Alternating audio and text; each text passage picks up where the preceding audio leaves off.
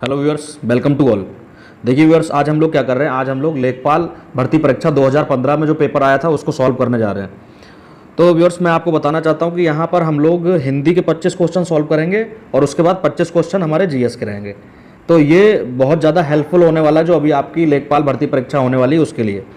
तो व्यूअर्स, यहाँ पर बताना चाहता हूँ कि हिंदी के 25 क्वेश्चन कंपलसरी रहेंगे और हिंदी एक बहुत इंपॉर्टेंट रोल प्ले करता है आपके किसी भी पेपर में पास होने के लिए। तो जल्दी से हम लोग क्वेश्चन नंबर फर्स्ट को देखते हैं। यहाँ पर 25 क्वेश्चन हिंदी के होंगे। तो इसके जो ऑप्शन है वो इस प्रकार है।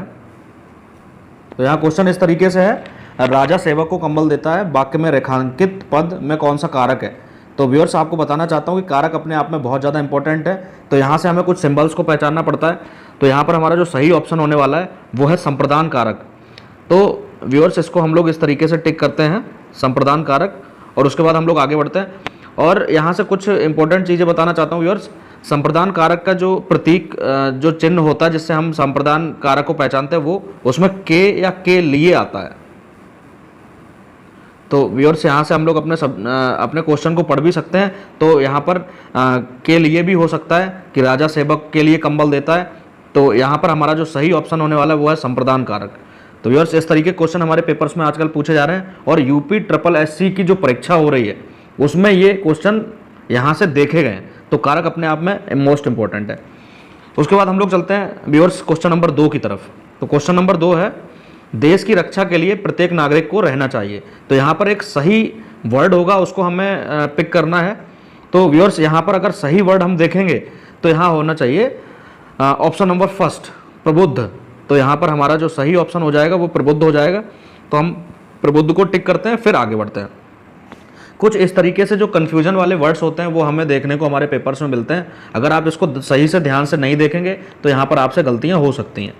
तो इसी क्रम में हम लोग चलते हैं आगे और क्वेश्चन नंबर 3 की तरफ चलते हैं। तो क्वेश्चन नंबर 3 है, निम्न में सही वाक्य का चयन कीजिए।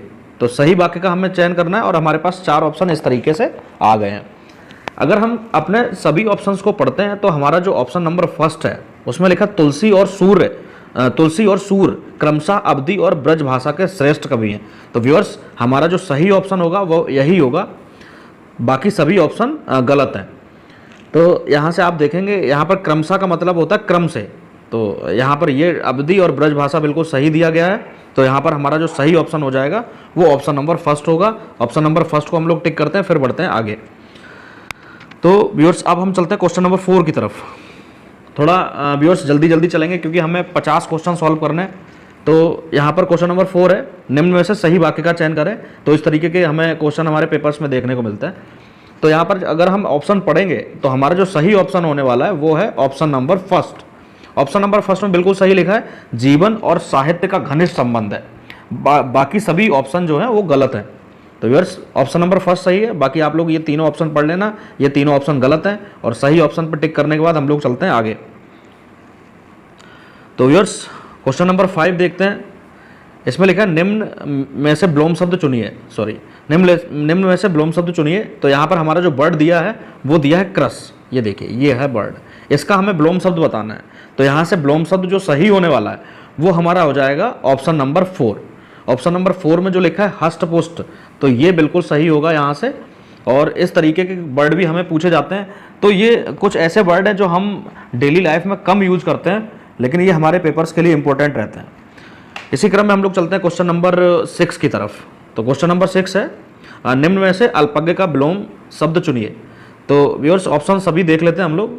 तो ऑप्शन अगर हम सही से पढ़ते हैं तो हमारा जो ऑप्शन नंबर बी है वो सही होने वाला है। इसका जो सही आंसर होगा वो है सर्वज्ञ। अल्पज्ञ का मतलब मैं बताना चाहता हूँ कि अल्पज्ञ का मतलब कम जानने वाला और सर्वज्ञ का मतलब अधिक जानने वाला। इस तरीके से यहाँ पर आप सही अर्थ भी लगा सकते हैं। और इसी क्रम में हम लोग चलते हैं क्वेश्चन नंबर 7 की तरफ। तो ये एक मुहावरा है जो हम लोग नॉर्मली बोलते भी हैं, खिसियानी बिल्ली खंबा नोचे।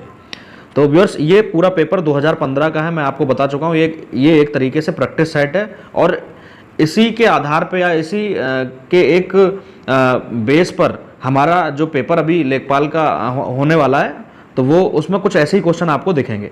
तो व्यूअर्स, यहाँ जो हमारा सही आंसर होने वाला है वो होगा, अपनी शर्म को छिपाने के लिए व्यर्थ झुंझुलाना। तो व्यूअर्स, सही ऑप्शन भी पिक करना अपने आप में एक कला है। तो यहाँ पर हमारा जो सही ऑप्शन होगा वो ऑप्शन नंबर सेकंड होगा। ऑप्शन नंबर सेकंड को टिक करते हैं, फिर चलते हैं आगे। बाकी सभी ऑप्शन आप पढ़ेंगे तो वो सभी ऑप्शन गलत हैं। तो यहाँ पर हम लोग सबसे पहले गलत ऑप्शन को अलग हटा देंगे और सही ऑप्शन पे हम लोग टिक करके आगे बढ़ सकते हैं। तो व्यूअर्स अब चलते हैं हम लोग क्वेश्चन नंबर 9 की तरफ। निम्नलिखित अनेकार्थी शब्द का दूसरा अर्थ बताइए। तो व्यूअर्स यहाँ से हम लोग देखते हैं, हमारे पास जो वर्ड दिया है वो अज दिया है। अज का अर्थ जो है वो अजन्मा होता है।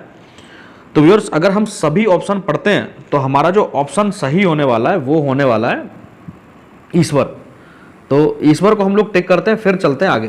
तो व्यूअर्स इस तरीके के भी क्वेश्चन हमारे पेपर्स में पूछे जा रहे हैं, तो आपको थोड़ा सा इसमें मेहनत करनी पड़ेगी। हिंदी में कुछ ऐसे टिपिकल वर्ड है उनको याद भी करना पड़ेगा, जिससे हमें 25 में से कम 24 नंबर हमारे आराम से आ जाएं, जिससे हम एक अच्छी फाइट कर सकें, अच्छे नंबर आ सकें हमारे। अब क्वेश्चन नंबर हम लोग चलते हैं 10 की तरफ। ये थोड़ा सा नंबरिंग में गड़बड़ है, ये क्वेश्चन नंबर हमारा रहेगा 10।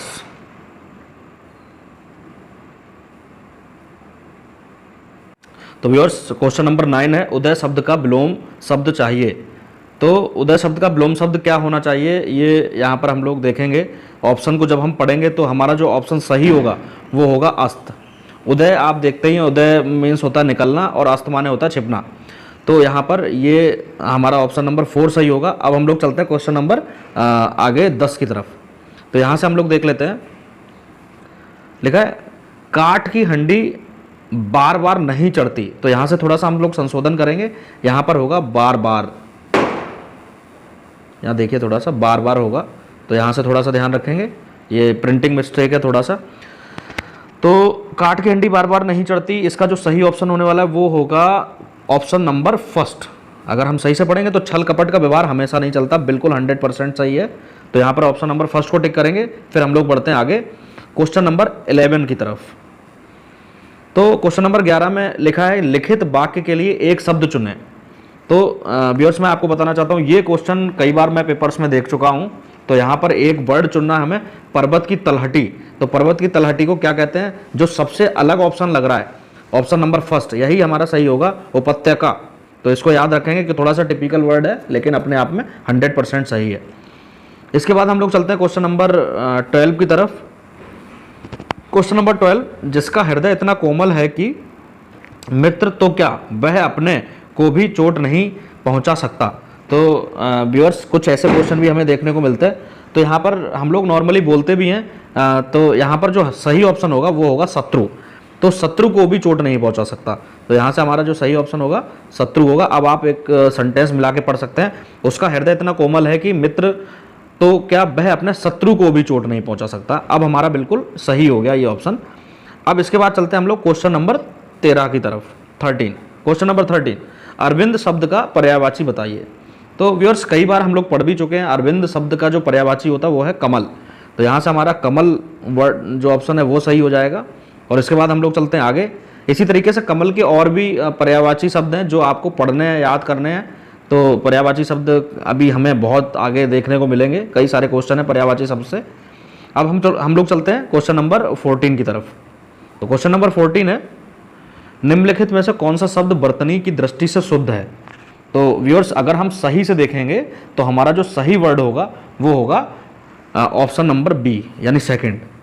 तो व्यूअर्स देखिए कितने क्लोज ऑप्शन है, तो यहाँ पर हम लोग कंफ्यूज हो सकते हैं। आप एक काम भी कर सकते हैं कि जो गलत आपको लग रहा है उसको पहले गलत कर लीजिए और उसके बाद जो सही लग रहा है उसको सही करिए। तो ऐसे में क्या होता है, 90% हमारी गलतियाँ कम हो जाती हैं। तो व्यूअर्स यहाँ से हमारा जो सेकंड ऑप्शन है वो बिल्कुल सही होगा। अब हम लोग चलते हैं आगे। अब व्यूअर्स हमारा जो क्वेश्चन नंबर 15 है वो इस तरीके से है, लिखित वाक्य के लिए एक शब्द चुनिए। तो लिखित वाक्य हमारे पास ये है, कंजूसी से धन व्यय करने वाला। तो यहाँ पर हम लोग गलत ऑप्शन को हटा देंगे पहले। तो अल्प व्यय इसका हो नहीं सकता, मित व्यय इसका हो नहीं सकता। इसका जो सही ऑप्शन है वो होगा कृपण। तो व्यूअर्स यहाँ पर कृपण को आप लोग टिक कर लेंगे। उसके बाद चलेंगे आगे क्वेश्चन नंबर 16 की तरफ। तो क्वेश्चन नंबर 16 इस तरीके से है, निम्नलिखित में से कौन सा तत्सम शब्द है। तो व्यूअर्स यहाँ पर हम लोग एक चीज़ को और समझ लेते हैं, तत्सम और तद्भव में सबसे बड़ी पहचान ये होती है कि तत्सम जो शब्द है वो संस्कृत भाषा का शब्द होगा। तो यहाँ से हम लोग इसको लिख भी सकते हैं, संस्कृत भाषा का जो शब्द है वो तत्सम होते हैं। तो व्यूअर्स और एक चीज़ और बताता हूँ कि तत्सम जो शब्द होते हैं उनमें मोस्टली हमें आधा अक्षर कॉमन मिलता है। तो यहाँ पर हम लोग देख सकते हैं जो हमारा सही ऑप्शन होने वाला है वो कौन सा होने वाला है, 16 का जो सही ऑप्शन होने वाला है वो डी होगा। तो मैं व्यूअर्स बता रहा था यहाँ पर हमें मोस्टली क्या है, आधे अक्षर देखने को मिलते हैं। तो यहाँ पर जो सही ऑप्शन है वो है अग्र। तो अग्र का मीन्स जो है वो आगे होता है। तो यहाँ से हम लोग ऐसे भी लिख सकते हैं कि अग्र जो है वो संस्कृत भाषा का वर्ड है और आगे जो है वो हिंदी भाषा का वर्ड है। तो इस तरीके से हम लोग अपने ऑप्शन को सही पिक कर सकते हैं। और फिर चलते हैं हम लोग क्वेश्चन नंबर 17 की तरफ। तो क्वेश्चन नंबर 17 क्या कह रहे हैं, निम्न में से कौन सा शब्द तद्भव है। तो व्यूअर्स जैसा कि मैंने आपको पहले बता चुका हूँ कि तत्सम जो शब्द होते हैं उसमें आधा अक्षर कॉमन मिलता है और तद्भव जो वर्ड होते हैं वो हिंदी भाषा के वर्ड होते हैं। तो यहाँ से हमारा जो सही ऑप्शन होगा वो होगा ऑप्शन नंबर 4। तो व्यूअर्स यहाँ से हम लोग देख सकते हैं इस तरीके से हमें ऑप्शन मिलते हैं। तो यहाँ पर देखते हैं उल्लूक, उल्लूक का मीन्स उल्लू होता है, स्टिका का मीन्स ईंट होता है, और कुपुत्र को तो आप जानते हो संस्कृत भाषा का वर्ड है। उसके बाद अमी, अमी जो है वो हिंदी भाषा में हम लोग प्रयुक्त करते हैं, नॉर्मली आपने प्रयुक्त करते हुए देखा होगा। तो यहाँ जो सही ऑप्शन होने वाला है वो अमी होगा। इसके बाद चलते हैं हम लोग क्वेश्चन नंबर 18 की तरफ। तो 18 की तरफ देखिए इस तरीके के भी क्वेश्चन हमें देखने को मिलते हैं। तो ठठेरा शब्द का लिंग परिवर्तन कीजिए। तो देखिए इस तरीके के जो हमें कुछ टिपिकल वर्ड भी पूछ लिए जाते हैं। तो यहाँ पर जो सही ऑप्शन होने वाला है वो होगा ऑप्शन नंबर बी। देखिए व्यूअर्स ऑप्शन नंबर बी को हम लोग टिक करते हैं, फिर चलते हैं आगे। देखिए सारे ऑप्शन जो हैं वो स्त्रीलिंग में दिए हैं। तो यहाँ से आप देखिए ये ठठेरा हमें पुल्लिंग लग रहा है, लेकिन स्त्रीलिंग देखिए सब में स्त्रीलिंग लग रहा है। लेकिन इसका जो सही है, जो इसका सही ऑप्शन है वो क्या होगा, ऑप्शन नंबर 2। तो यहाँ से हम लोग ऑप्शन नंबर 2 को टिक करते हैं, फिर हम लोग चलते हैं आगे ऑप्शन अब चलते हैं हम लोग क्वेश्चन नंबर 19 की तरफ। तो क्वेश्चन नंबर 19 क्या है, देखिए अलंकार से भी क्वेश्चन हमें देखने को मिलेंगे हमारे लेखपाल के पेपर में। तो यहाँ पर हमारा जो क्वेश्चन है वो है अंबर पनघट में डुबो रही तारा घट ऊषा नागरी, इसमें कौन सा अलंकार है। तो व्यूअर्स आपको अलंकार भी पढ़ने पड़ेंगे। तो अभी मैं आपको यहाँ पर बता देता हूँ अलंकार जो है वो इसमें रूपक अलंकार है। यहाँ से हम लोग रूपक को टिक कर लेंगे, फिर चलते हैं आगे। तो व्यूअर्स एक तरह से आप ये आपको ये पेपर जो है आपको थोड़ा सा डायरेक्शन दे रहा है कि हमें कैसे तैयारी करनी है और हमें क्वेश्चन कहाँ कहाँ से देखने को मिल सकते हैं। तो व्यूअर्स आपको अलंकार और कारक वगैरह ये सभी आपको पढ़ने पड़ेंगे अगर लेखपाल भर्ती परीक्षा में पास होना है तो। उसके बाद चलते हैं हम लोग क्वेश्चन नंबर 20 की तरफ। लेकिन नीचे दिए गए वाक्य में त्रुटि है या नहीं, अपने मतानुसार उत्तर दीजिए। देखिए मुझे रेलगाड़ी में यात्रा करना अच्छी लगती है। अगर आप अपने क्वेश्चन को सही से पढ़ेंगे तो आपको आंसर यहीं से मिल जाएगा। तो मुझे रेलगाड़ी में यात्रा करना अच्छा लगता है, ठीक है। तो यहाँ अच्छी लगती नहीं होगा, अच्छा लगता है। तो हमारा जो गलत है वो ये वाला ऑप्शन गलत है, अच्छी लगती है। तो यहाँ पर ऑप्शन नंबर 3 हो जाएगा हमारा सही। और उसके बाद चलते हैं हम लोग क्वेश्चन नंबर 21 की तरफ हम लोग देखेंगे। तो इस तरीके से हम लोग अपने आंसर को सही तरीके से छांट सकते हैं। अगर आप अपने क्वेश्चन को ध्यान से पढ़ेंगे तो वहीं पर कुछ क्वेश्चन ऐसे होते हैं कि वहीं पर हमें अपने ऑप्शन मिल जाते हैं। अब चलते हैं हम लोग क्वेश्चन नंबर 21 की तरफ। देखिए देखा 21 में निर्धन में कौन सी संधि है। तो निर्धन में कौन सी संधि है, इसके लिए हमें संधियाँ भी पढ़नी पड़ेंगी। तो व्यूअर्स अभी मैं आपको बताता हूँ, यहाँ पर विसर्ग संधि है। तो विसर्ग संधि पे हम लोग जल्दी से टिक कर लेंगे, फिर हम लोग चलेंगे आगे दूसरे क्वेश्चन पे। तो यहाँ से हमारा क्वेश्चन नंबर 21 हम लोग देखते हैं और हमारा विसर्ग संधि यहाँ पर ऑप्शन ठीक होगा। अब हम लोग चलते हैं क्वेश्चन नंबर 22 की तरफ। दिए गए वाक्य में त्रुटि है या नहीं, अपने मतानुसार उत्तर दीजिए। देखिए मैं बता देता हूँ, यहाँ पर ऐसे क्वेश्चन हमें ज़्यादा देखने को मिल रहे हैं, क्योंकि यहाँ हमने देखा कि पीसीएस में भी हमें आजकल हिंदी में ऐसे क्वेश्चन देखने को मिल रहे हैं। उसके बाद जो और छोटे छोटे कॉम्पिटिशन्स हैं उनमें भी हमें त्रुटि से संबंधित कई सारे क्वेश्चन देखने को मिलते हैं।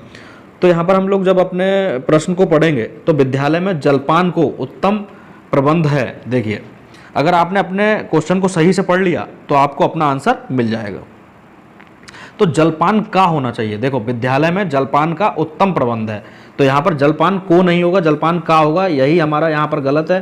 तो यहाँ पर इसको ऑप्शन नंबर 2 को क्लिक करेंगे, फिर चलेंगे हम लोग आगे। अब व्यूअर्स हम लोग देख लेते हैं क्वेश्चन नंबर 24 है करोड़ रस का स्थायी भाव क्या है। तो रस भी हमारे पेपर्स में पूछे जाएंगे। तो देखिए यहाँ पर जो सही ऑप्शन होगा वो करुण का जो सही है वो है शोक। तो यहाँ से हम लोग ऑप्शन नंबर सी को जल्दी से टिक करेंगे, फिर बढ़ेंगे आगे। तो यहाँ से हम लोग सी को टिक करते हैं। देखिए स्थायी भाव जो है वो आपको याद करना पड़ेगा। जैसे श्रृंगार रस का स्थायी भाव क्या है, करुण रस का स्थायी भाव क्या है, तो जितने भी रस हैं, वीर रस का स्थायी भाव क्या है, तो जितने भी रस हैं तो व्यूअर्स उनके सभी के स्थायी भाव हमें पता होने चाहिए।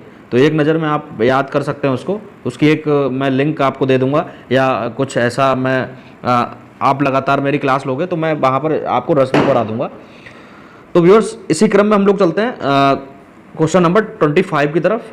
तो 25, मैं खाना खा चुका था, इस भाग में कौन सा भूतकालिक भेद है। तो व्यूअर्स अगर आप सही से अपने क्वेश्चन को पढ़ेंगे, मैं खाना खा चुका था मतलब काम पहले पूरा हो चुका है, तो पूरा हो चुका है तो इसका मतलब हम लोग भूतकाल की बात कर रहे हैं, तो पूर्ण भूत इसमें सही ऑप्शन हो जाएगा। तो इस तरीके से हमने यहाँ पर 25 क्वेश्चन हिंदी के सही किए। अब हम लोग चलते हैं आगे, अब हम लोग चलते हैं जीएस के जो क्वेश्चन है हमारे पास 25 उनकी तरफ। तो यहाँ पर हमारा सबसे पहला क्वेश्चन आ गया है, निम्नलिखित में से सबसे अधिक विद्युत तत्व कौन सा है। तो यहाँ जो हमारे ऑप्शन है वो इस प्रकार है। तो यहाँ से अगर हम सही ऑप्शन को टिक करेंगे तो वो हमारा ऑप्शन नंबर 2 हो जाएगा, फ्लूओरीन। तो ये हमारा सही ऑप्शन है। उसके बाद हम लोग चलते हैं आगे, ये साइंस का क्वेश्चन है। तो जीएस में मैं बता देता हूँ आपको, हमें science, history, geography, political science, economics, ये सारे सब्जेक्ट अच्छी तरह से तैयार करने पड़ेंगे क्योंकि यहाँ से हमें ज़्यादा क्वेश्चन देखने को मिलते हैं। अब हम लोग चलते हैं क्वेश्चन नंबर 2 की तरफ। देखिए बहुत अच्छा क्वेश्चन आ रहा है, लोकसभा चुनाव के लिए उम्मीदवार बनने के लिए न्यूनतम आयु सीमा कितनी है। तो व्यूअर्स यहाँ से तो आप सीधा ऑप्शन हमें दिख रहा है 25 वर्ष। तो यहाँ से 25 वर्ष को हम लोग टिक करेंगे, ये हमारा सही होगा। अगर आपसे यहाँ पर पूछ लिया जाए राज्यसभा के लिए, तो राज्यसभा के लिए व्यूअर्स होती है 30 साल, उसके लिए होगी 30 वर्ष। तो 30 वर्ष की आयु में आप राज्यसभा में जा सकते हैं और 25 वर्ष की आयु में आप लोग लोकसभा में जा सकते हैं। उसके बाद यहाँ से जो क्वेश्चन, कठिन क्वेश्चन जो बनता है वो कभी कभी ये बनता है कि प्रधानमंत्री बनने के लिए न्यूनतम आयु कितनी होनी चाहिए। तो व्यूअर्स यहाँ पे मैं आपको बता देता हूँ कि लोकसभा के बहुमत दल का नेता होता है प्रधानमंत्री। तो सबसे पहले लोकसभा के चुनाव में भाग लेने के लिए उसको 25 वर्ष की आयु पूर्ण होनी चाहिए। तो यहाँ पर न्यूनतम आयु सीमा जो हमारे प्रधानमंत्री के लिए है वो होगी 25 वर्ष। तो ये हमारे संविधान में नहीं लिखा है, लेकिन आप एक तर्क लगा के इसको समझ सकते हैं, बता भी सकते हैं। तो आप ध्यान रखना, प्रधानमंत्री बनने के लिए न्यूनतम सीमा कितना होना चाहिए, 25 वर्ष होना चाहिए। इसके बाद चलते हैं हम लोग व्यूअर्स आगे क्वेश्चन नंबर 3 की तरफ। तो क्वेश्चन नंबर 3 है, संयुक्त उपक्रम एसबीजी क्लीन टेक बनाया है जो ग्रीन एनर्जी प्रोजेक्ट में 10 वर्षों में लगभग 20 बिलियन का निवेश करेगा। तो ये करंट का क्वेश्चन है, तो इसका मैं आपको ऑप्शन बता देता हूँ। तो इसका जो ऑप्शन सही होगा वो ए सही होगा। उस समय जो था वो भारती इंटरप्राइजेज था। तो यहाँ पर हम लोग ए को सही करके फिर चलते हैं क्वेश्चन नंबर 4 की तरफ। तो व्यूअर्स क्वेश्चन नंबर 4 जो है वो एनपीपी से क्या अभिप्राय है। तो इसके जो ऑप्शन है वो इस तरीके से हैं। तो यहाँ से आप लोग जल्दी से ऑप्शन को पढ़ लेते हैं। तो हमारा जो सही ऑप्शन होने वाला है वो है b, option number b, national population policy. तो ये इस तरीके के भी क्वेश्चन कभी कभी फुल फॉर्म हमें पूछ ली जाती हैं, एनपीपी, इस तरीके से भी हम लोग लिख सकते हैं। तो आपको यहाँ पर फुल फॉर्म भी थोड़ा सा याद करनी पड़ेगी। अब हम लोग चलते हैं क्वेश्चन नंबर 5 की तरफ। हमारे रुधिर में ऑक्सीजन का परिवहन एक प्रोटीन द्वारा होता है जिसका नाम क्या है, सभी लोग जानते हैं, उसका नाम है हीमोग्लोबिन। तो बचपन से हम लोग पढ़ते चले आए हैं। तो यहाँ पर हम लोग हीमोग्लोबिन पर क्लिक करेंगे, टिक करेंगे और फिर पढ़ेंगे आगे देखते हैं क्वेश्चन नंबर 6, भारत के उच्चतम वार्षिक वर्षा कहाँ पर दर्ज की गई है। बहुत सिंपल क्वेश्चन है। तो आपको पता है मेघालय का नाम मेघालय किस लिए रखा गया, क्योंकि सबसे ज़्यादा बादलों का निर्माण यहीं होता है, सबसे ज़्यादा बारिश यहीं होती है। तो मेघालय में एक जगह है जिसका नाम है मासिन राम। तो मासिन राम में सबसे ज़्यादा बारिश होती है, वहीं पर सबसे ज़्यादा बारिश रिकॉर्ड की गई है। उसके बाद हम लोग चलते हैं व्यूअर्स आगे क्वेश्चन नंबर 7 की तरफ। देखिए हिस्ट्री से क्वेश्चन आ रहा है, सतपथ ब्राह्मण और तैतरी ब्राह्मण के ब्राह्मण मूल पाठ हैं। तो यहाँ पर ये नीचे वेद दिए गए हैं। तो यहाँ पर ये पूछना चाह रहे हैं कि ब्राह्मण ग्रंथ जो हैं वो किस वेद के हैं। तो यहाँ पर हमारा जो सही ऑप्शन होने वाला है वो है यजुर्वेद। तो यहाँ पर हम लोग यजुर्वेद को टिक करेंगे, फिर चलेंगे आगे। देखिए इस तरीके से भी क्वेश्चन आ जाते हैं कभी कभी। तो हमें जो भी सब्जेक्ट पढ़ना है थोड़ा सा डीपली पढ़ना है। तो यहाँ से आप देख सकते हैं कितना डीप पूछ लिया गया है ये। आगे हम लोग चलते हैं क्वेश्चन नंबर 8 की तरफ। जिस देश ने कोपा अमेरिका 2015 जीता था। तो ये 2015 का क्वेश्चन है, इसको हम लोग ऐसे ही लगा लेते हैं। यहाँ पर जो ऑप्शन सही होगा वो होगा सी, चिली ने जीता था। इसके बाद चलते हैं हम लोग आगे क्वेश्चन नंबर 9 की तरफ। जून 2015 के चौथा सप्ताह में दो उद्यमियों और अनेक नागरिक निकायों के बीच घनिष्ठ प्रबंध पर समझौता कहाँ हुआ था? तो देखिए ये 2015 का करंट का क्वेश्चन है। तो यहाँ पर जो सही ऑप्शन होने वाला है वो होने वाला है हमारा option number A. Option number A क्या है? असम। तो यहाँ पर असम को अब जल्दी से टिक कर लीजिए, फिर चलते हैं हम लोग क्वेश्चन नंबर 10 की तरफ। देखिए हिस्ट्री से क्वेश्चन आ रहा है, इंपॉर्टेंट क्वेश्चन है। 16 अगस्त 1946 को प्रत्यक्ष कार्रवाई दिवस मनाया गया था। मोस्ट इंपॉर्टेंट क्वेश्चन है दोस्तों, कई बार मैं इसको कई सारे पेपर्स में देख चुका हूँ। तो यहाँ पर जो सही ऑप्शन होने वाला है वो है मुस्लिम लीग के द्वारा। तो यहाँ से जल्दी से हम लोग अपना सही टिक लगाते हैं, मुस्लिम लीग। तो मुस्लिम लीग की स्थापना कहाँ हुई, इस तरीके के भी क्वेश्चन पूछे जाते हैं। तो मुस्लिम लीग की जो स्थापना हुई थी वो ढाका में हुई थी। तो यहाँ से इस तरीके से भी क्वेश्चन हमसे हिस्ट्री में पूछे जाते हैं। क्वेश्चन नंबर 11 की तरफ चलते हैं। हाल ही में अंतर्राष्ट्रीय क्रिकेट काउंसिल के अध्यक्ष के रूप में किसे नामित किया गया? ये हमारा 2015 का करंट का क्वेश्चन है। तो यहाँ पर जो हमारा उस समय का सही ऑप्शन था वो था जहीर अब्बास। तो वर्तमान में कोई और है और उस समय जो थे वो जहीर अब्बास थे। अब हम लोग चलते हैं क्वेश्चन नंबर 12 की तरफ। क्वेश्चन नंबर 12, चौरी चौरा घटना कब हुई थी? देखिए चौरी चौरा घटना अपने आप में मोस्ट इंपॉर्टेंट है। तो यहाँ पर जो सही ऑप्शन होने वाला है वो है 5 फरवरी 1922। तो यहाँ जल्दी से हम लोग 5 फरवरी 1922 को लगाते हैं। तो चौरी चौरा घटना क्या है? महात्मा गांधी के द्वारा कुछ आंदोलन चलाए गए थे। तो उस आंदोलन के बाद जब महात्मा गांधी को गिरफ्तार किया गया था तो गिरफ्तारी के बाद कुछ हिंसा हो गई थी। तो चौरी चौरा घटनाकांड भी एक हिंसा का ऐसी घटना है जहां पर हमने देखा कि कई क्रांतिकारियों के द्वारा चौकी में आग लगा दी गई और कई अंग्रेजों को मार दिया गया था। तो ये है चौरी चौरा हत्याकांड, इसको हम लोग चौरी चौरा हत्याकांड भी कहते हैं। तो यहाँ पर जो सही ऑप्शन होने वाला है वो है 5 फरवरी 1922। इंपॉर्टेंट है, आप इसको याद रखना। आगे चलते हैं हम लोग क्वेश्चन नंबर 13 की तरफ। सविनय अवज्ञा आंदोलन का मुख्य उद्देश्य क्या था? देखिए अब क्वेश्चन इस तरीके से पूछ लिए जाते हैं। महात्मा गांधी संबंधित 2 क्वेश्चन हमने लगातार देखे 2015 के पेपर में। तो यहाँ पर जो सही ऑप्शन होने वाला है वो है क्वेश्चन नंबर 1, नमक कर के विरुद्ध। तो नमक कर के विरुद्ध यहाँ पर एक यात्रा निकाली गई थी जिसको हम लोग दांडी मार्च के नाम से भी जानते हैं। तो आप लोग ध्यान रखना, दांडी मार्च भी है। नमक कर के विरुद्ध एक आंदोलन था, उसके बाद सविनय अवज्ञा आंदोलन शुरू किया गया। तो ये जो आंदोलन है वो 1930 के लगभग शुरू हुआ था। तो डेट भी आप लोग याद रखोगे। अब हम लोग चलते हैं आगे क्वेश्चन नंबर 14 की तरफ।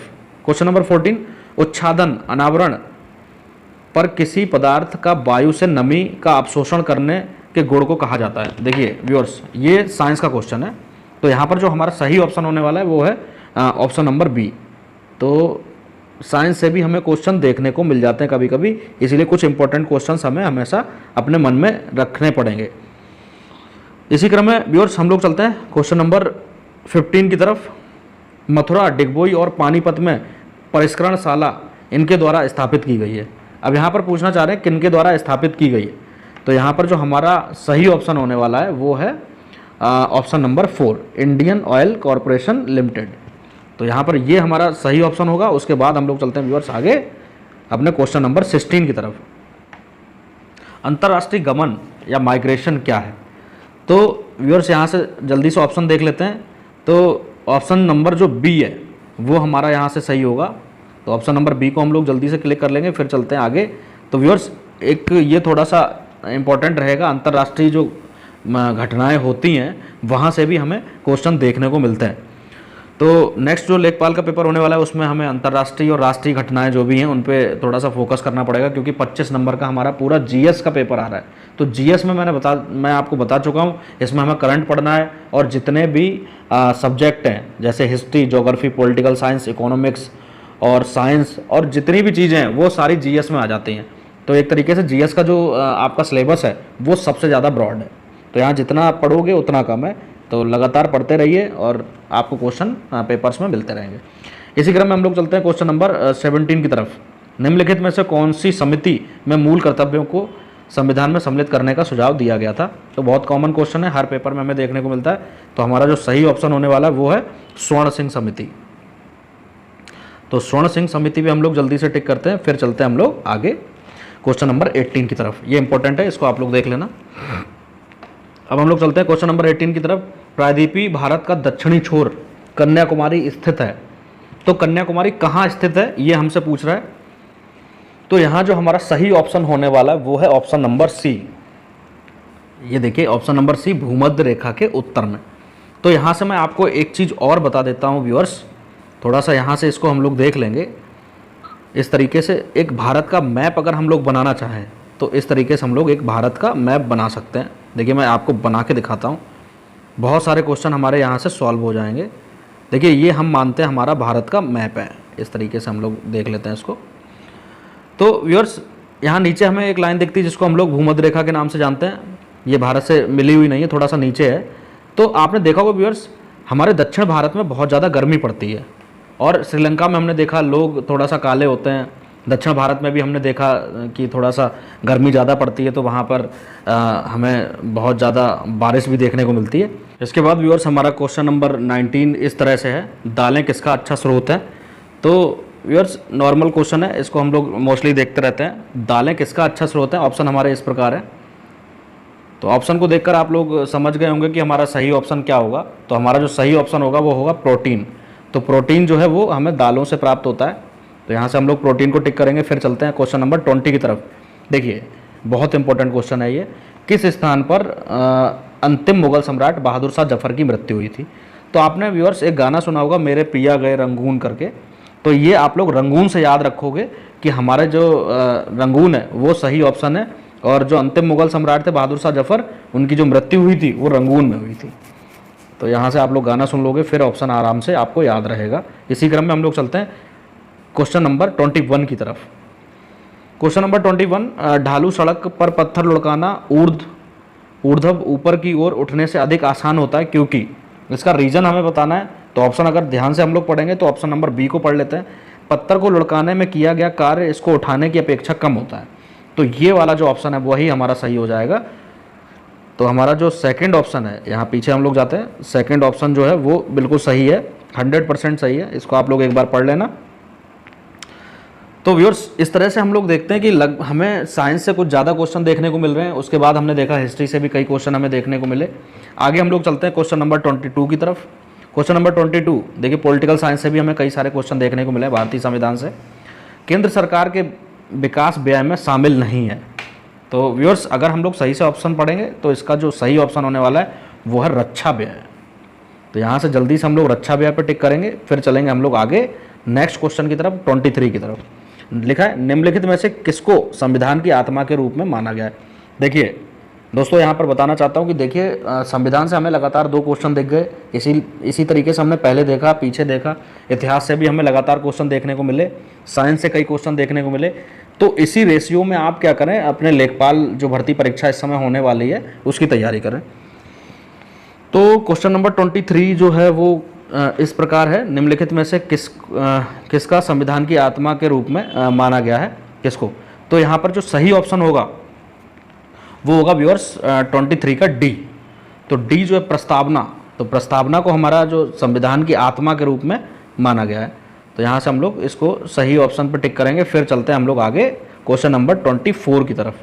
लेकिन नेपाल भूकंप त्रासदी के दौरान भारत सरकार द्वारा संचालित किए गए बचाव कार्य रेस्क्यू ऑपरेशन को कौन सा नाम दिया गया था। तो व्यूअर्स ये हमारे देश की, भारत देश की खासियत है कि हमारे पड़ोसियों पर जब भी अटैक हुए या कुछ उनको मदद की ज़रूरत हुई तो हमारा देश हमेशा तत्पर रहा है।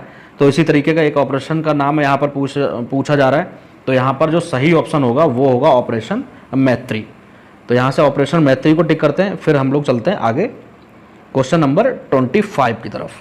क्वेश्चन नंबर 25 और ये लास्ट क्वेश्चन है व्यूअर्स, निम्नलिखित में से कौन सा कैबिनेट स्तर का होता है। तो कैबिनेट स्तर का कौन होता है, तो यहाँ से हम लोग अपने ऑप्शन को बिल्कुल सही से देखेंगे तो हमारा बिल्कुल सही ऑप्शन होगा ऑप्शन नंबर 2। तो जो विपक्ष का नेता होता है व्यूअर्स वो हमारा कैबिनेट मंत्री का जो स्तर होता है उसको दिया जाता है। तो यहाँ पर विपक्ष का नेता हमारा सही ऑप्शन होगा। तो इस तरह से व्यूअर्स हमारे जो 25 क्वेश्चन जीएस के पूरे हो गए और 25 क्वेश्चन जो है वो हमने पूरे किए हिंदी के।